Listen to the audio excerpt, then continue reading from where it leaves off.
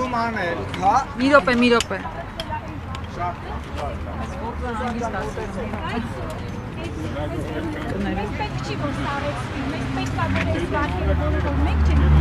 լավ։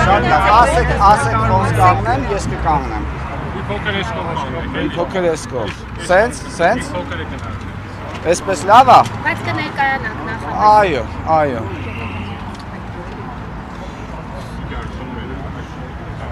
Սկսենք։ Հանրային վերահսկողություն հասարակական կազմակերպությունն եմ ներկայացնում։ Նախագահող Մհեր Կարագոզյանն է, մեր հասարակական կազմակերպությունը ընդունել է բազմաթիվ բողոք դիմումներ,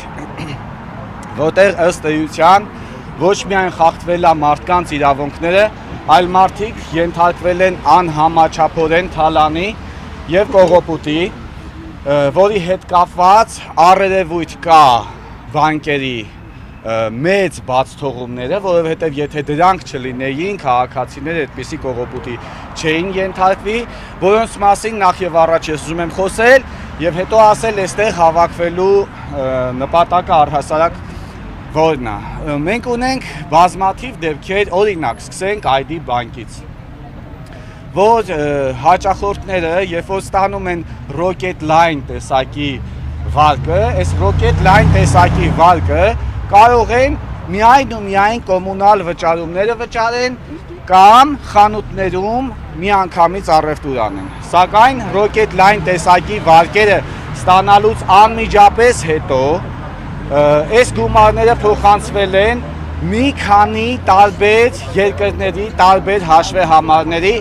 ինչը բանկային մեծ խախտում է եւ դա այդպես չպետք է լիներ։ Թերևս ունենք ID բանկի առարկությունը այն մասով, որ քաղաքացիները տվել են իրենց անձնական տվյալները եւ այդ պատճառով է առաջացել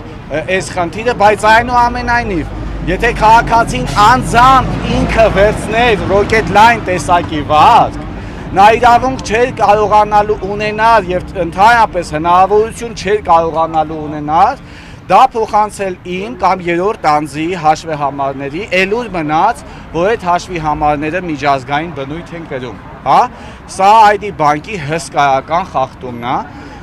եւ ունենք Արչին բանկի նմանատիպ խախտումներ, ասենք օրինակ, որ քաղաքացու անունով վարկ է ձևակերպվել այն չափաբաժնով եւ այն քանակով, որ սա առհասարակ այս չափաբաժինը թույլատրելի չէ քաղաքացու համար, որովհետև Ակրա բյուրոյով նախատեսված էր X չափի գումար տրամադրել քաղաքացուն, սակայն քաղաքացուն տրամադրվել է զեղծարարների միջնորդությամբ 10X չափի գումար։ Սա եւս բանկի բացթողումն է եւ սա եւս հետևանք է, որ քաղաքացին ուղղակի ենթարկվել է թալանի եւ կողոպուտի։ Եվ Իդեկո բանկում ունենք դեպքեր, որ մի քանի անգամ 5 րոպեի ընթացքում 3-4 անգամ վարկ է ձևակերպվել քաղաքացու անունից եւ այս գումարները րոպեների ընթացքում փոխանցվել են այլ միջազգային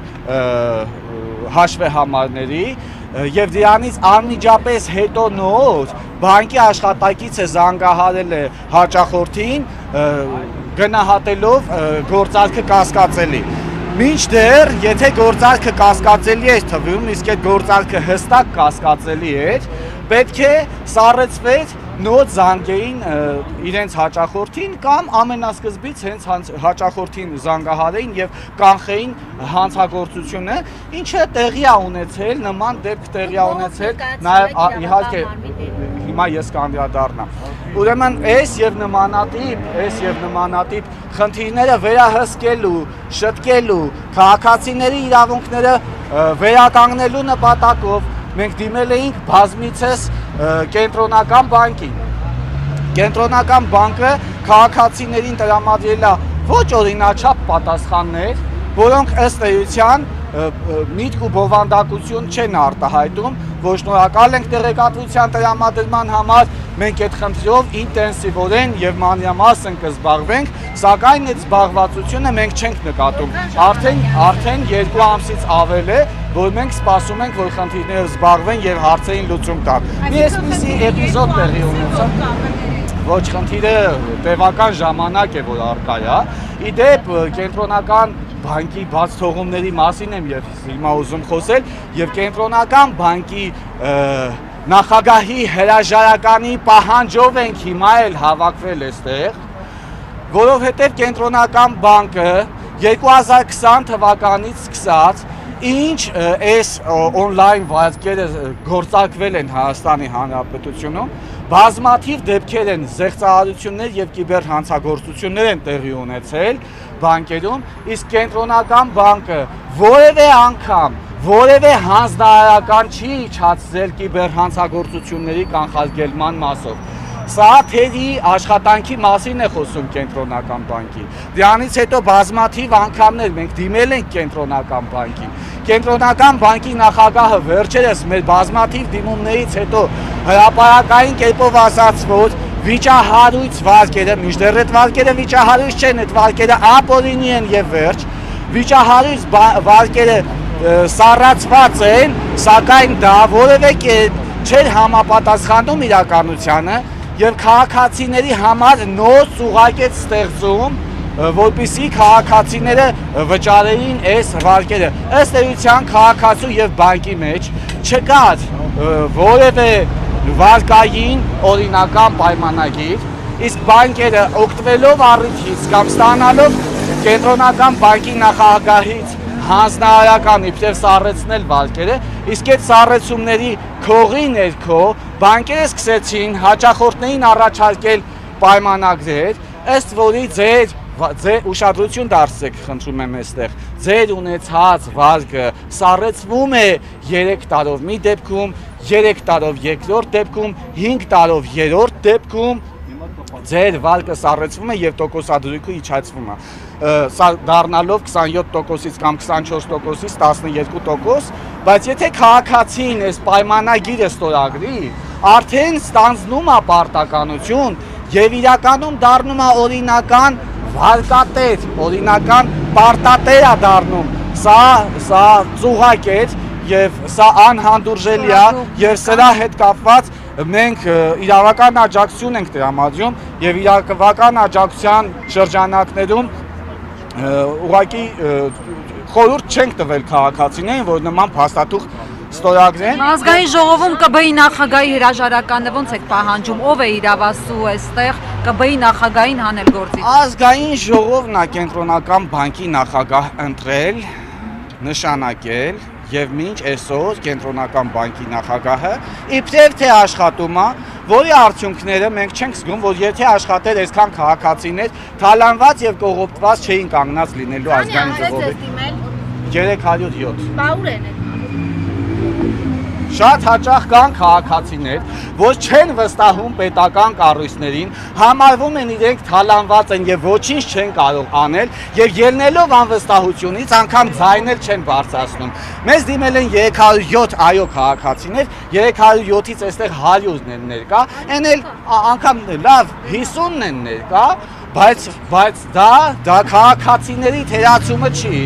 Սա քաղաքացիների ուղղակի հուսալքված իրավիճակն է, որովհետև եթե վստահություն ունենային պետական մարմինների նկատմամբ, ապա կբողոքեին։ Մենք արդեն 10-ից ավել ակցիաներ ենք արել եւ հարցերը լուծում չի ստացել։ Ապա ինչպես քաղաքացիները պետք է վստահեն պետական մարմիններին։ Օրինակ եկեք ազգային ժողով եք դիմում, կոնկրետում եք դիմում եւ ինչու ժամը 5-ին ու Ես փակում է դռները ազգային ժողովի եւ տեսեք։ Գիտեք, մեր համար ըստ էության միևնույնն է, ազգային ժողովի ներսում այս պահին ընդհանրապես մարդ կա,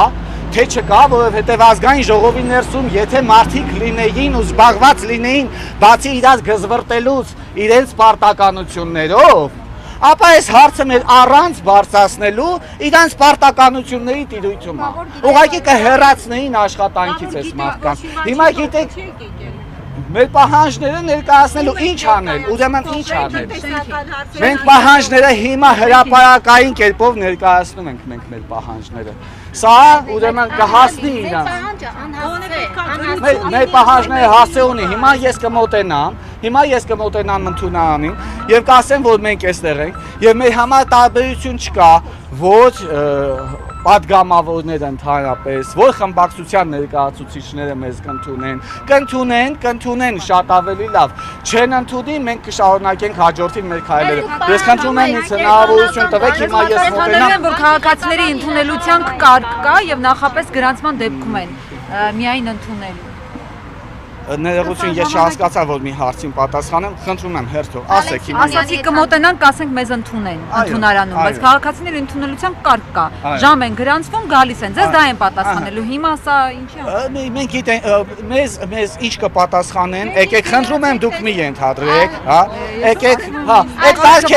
կարգերին ավելի ցանկալի է հետևեն պետական մարմինները։ Պետական մարմինների առաջին պարտականություններն է հետևել կարգ ու կանոններին եւ գրված օրենքներին։ Եթե իրանք չեն հետևելու իրանց, ուրեմն եթե իրանք արդեն իսկ չեն հետևել այդ գրված կարգ ու կանոններին, մեր համար միևնույնն է, մենք կարող է գիշերը 12-ին էլ հանդիպենք եւ մեր պահանջները ներկայացնենք։ Ալեն Սիմոնյանի Շատ լավ, շատ լավ։ Պահանջ կարող է ներկայացնել։ Մենք հանդիպման պահանջ ենք ներկայացնելու, կապ չունի։ միևնույնն է,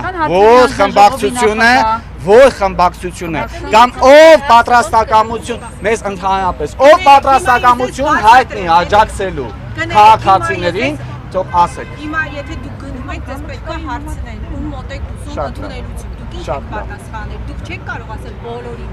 մեկի անունը պետք է նշեք։ Այն պատգամավորի, ով պատրաստակամություն կունենա լսելու խնդիրները, աջակցելու թալանված քաղաքացիներին։ Պետք է նշեք ինչ-որ մեկին, որ այդ մարդը ասի։ Մենք ոչ մեկին չենք ուզում Դե նշել։ ուրեմն Մեր համար միևնույնն է։ պատգամավոր։ Այո, 107 պատգամավոր։